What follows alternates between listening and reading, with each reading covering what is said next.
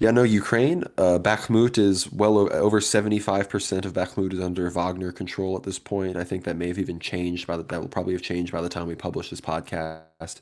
So generally speaking, that battle is kind of coming to a close as we see, as I said earlier, what seems to be Ukraine wanting to do kind of a last-ditch effort to cut off Crimea from the land bridge to the rest of the Russian Federation. But as well as that, we see the date for the expulsion of the monks from the Kiev caves Lavra approaching quickly, which is very tragic. And we're, of course, praying for them. The monks have decided they're staying strong. We don't know exactly what that will look like when the authorities come to arrest all of them. We could perhaps see a video of them. I mean, I don't know. I think the Ukrainian government would try pretty hard to prevent any video of that mass arrest from coming out. So I'd imagine they'd establish a pretty big perimeter, but I'm sure some will get out regardless. I'm kind of curious into what you think how this is all going to play out. I think ultimately, yeah, it'll be up to the laity, which is why Metropolitan Onufri and Metropolitan and the other metropolitans in the hierarchy, as well as the leaders of the Kiev-Pechersk seminary, have stated that the laity actually need to rise up and protect the Lavra legally. They mentioned legally, but how can you follow the law if the law literally states you are expelled, and again, these are very questionable things. Obviously, they meant peacefully, right? Peacefully protest and not have BLM-like riots in Kiev, which I think to some extent BLM-like riots are very much needed by the Orthodox people in Kiev. There needs to be a full-on uprising against Zelensky at this point. This may be the only thing that would be preventing him from at least conducting this mass expulsion and there's large acts of sacrilege in the capital of Ukraine, Kiev, at the moment. But yeah, there's the total numbers of Kiev-Pechersk monks at the moment, as well as some of the acolytes and members of staff, would only amount to anywhere between 200 and 300 people. So I think it would be very possible for Ukraine to simply move in their police officers and SBU troopers and SWAT teams and simply arrest all 200, 300 of them, including the bishops and the clergymen actually involved there, and either imprison them or simply transport them and put them on house arrest somewhere on the outskirts, on some other Orthodox property on the outskirts of Kiev, and kind of isolate them, take their access from to the internet away, take their mobiles away, do a full hardware sweep of the monastery.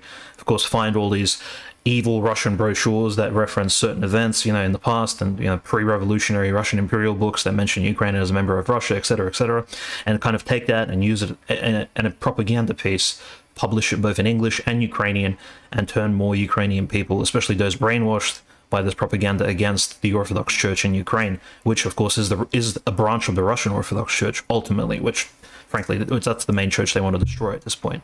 At least visibly, that's what's happening here. There have been, of course, statements by Patriarch Kirill to the United Nations, as well as a lot of Orthodox churches, including the Serbians, the Georgians, have appealed to the United Nations and other international institutions asking for aid. But these globalist structures, as me and Conrad have been mentioning over these episodes, they do not care about the state of orthodoxy in Ukraine. If anything, their promotion of the destruction of the Orthodox Christian faith over the decades has, their kind of promotion of atheism, and I guess this New World Order philosophy has only exacerbated the death of Christianity in a Western sense, but also now actively in an Eastern sense. So it's not looking very good for the monks, at least at the end of March 23, that is. No, and we have to, of course, keep them in our prayers. And as many have now said, that it's a wonder what this is going to do to the Ukrainian lands, both disrupting these monks from their prayer as well as just directly, I would say, challenging God in this way, and just forcing this issue of schism onto the entire world that have been forced into this conflict monetarily and in many ways militarily in some regard. But when it comes to schism, I want to be sure we talk about this. It's Patriarch Bartholomew, who is, again, one of the main reasons that Zelensky is able to expel these monks from the monasteries, because of this parallel schismatic church that Bartholomew established. He's now doing the same thing in Lithuania. And I'm reading this from Ortho Christian. Patriarch Bartholomew of Constantinople and Lithuanian Prime Minister Ingrida Simontie signed a cooperation agreement today to formally establish the presence of the Patriarch of Constantinople. The Patriarch and state are thus establishing a parallel jurisdiction in the Baltic state, as Lithuania is universally recognized within the Orthodox Church as the canonical territory of the Moscow Patriarchate. Today, a new perspective opens before us, and an opportunity to jointly seek the establishment of the Exarchate of the Ecumenical Patriarchate in Lithuania, Patriarch Bartholomew said after signing the agreement. The prime minister had declared as early as May that the state was willing to help Constantinople set up shop. However, the PM is known to distort facts about the church's stance and activity. Recall that Patriarch Bartholomew recently received a handful of canonically defrocked clerics under his omophorion, unilaterally nullifying the actions taken by the canonical authority over them. They served their first liturgy as clerics of Constantinople in Vilnius on Sunday. So this is the exact same playbook we saw in Ukraine. Defrocked, heretics, schismatics, these are just laymen at this point, that are then elevated back into the clergy with the EP's approval to then completely usurp the canonical jurisdiction, the actual apostolic church there.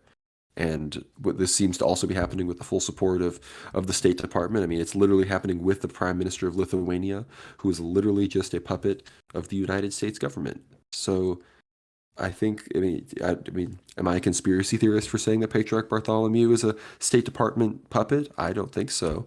But in many ways, it seems that he associates with them and is willing to act on their behalf.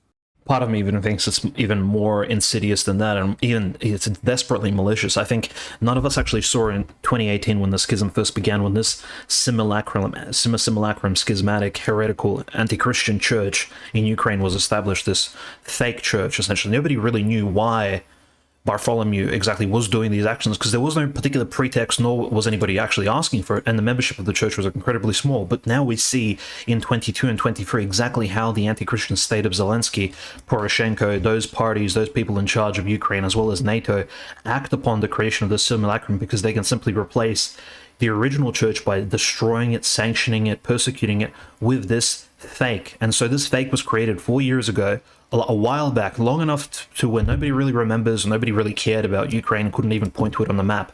It was established long enough back in time that now they can bring it in as this alternative, this free Ukrainian church. So it's actually incredibly insidious, and Patriarch Bartholomew's, I guess, his involvement in it is, I mean, he's the chief figure here, and I think he definitely knew exactly what the plans were. Perhaps even Bartholomew and Zelensky actually spoke, and Poroshenko, in fact, have all agreed to this maybe 5 years, if not a decade ago, to this, but when this Ukrainian conflict even began. This is something that could, conspiratorially speaking, go back that far. And naturally, what's happening in Lithuania at the moment with the Prime Minister Ingrida Simoniet, the Prime Minister of Lithuania, this, I'm not sure how to say it politely, but this butch-looking woman with very short-cut, cropped blonde hair, and dark, thick-lensed glasses. I don't think she even knows anything about the Orthodox Church, frankly. Some of her previous statements are incredibly ignorant, as well as her adherence to Orthodoxy is minimalistic. I believe she is probably a Catholic, based on some of the history I'm reading, but perhaps not even a Christian, based on her external appearance. I am judging by physiognomy here.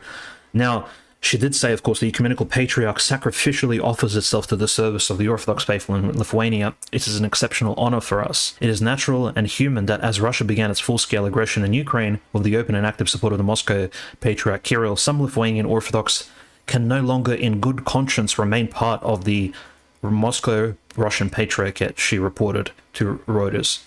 Now, frankly, what we're seeing here is probably synonymous to what occurred in Ukraine in 2018 when the schism had begun. So now the NATO has this playbook, Conrad, which I think, as we both know, they're using. They're planting these exarchates, these schismatic churches along the Russian border, these former territories which belonged to the Russian church, which had Russian saints in them. And of course, by Russian saints, I don't mean ethnically Russian, I mean saints under the jurisdiction of the Russian church. It could have been ethnically Lithuanian, ethnically, whatever you want to say, Ukrainian, Belarusian, Black Russian, etc. And Black Russians and Belarusians is a different subject, but nevertheless, this particular destruction of the Russian church's integrity along its borders is, I think, a strategy and a textbook example of how the globalists are going to act going forward, at least years from now, and at least 5 years in the past. We can definitely see it playing out. And the behavior of Bartholomew is really just disgusting. I mean, before this agreement was signed, the canonical church sent him a letter inviting him to venerate the holy martyrs of Vilnius, Anthony, John, and Eustathius. And this is even in the midst of, again, they're essentially in a form of schism over the Ukrainian issue, these canonical Lithuanian Orthodox Christians, but they still extended this act of goodwill. And what does Bartholomew do? Oh, never mind. I don't even think you're a legitimate church. Signs your existence away, supposedly with the stroke of a pen. So that shows you what some of these gestures of goodwill get you, I guess. So we appreciate all of your support. And again, thank you for listening, guys. God bless you all.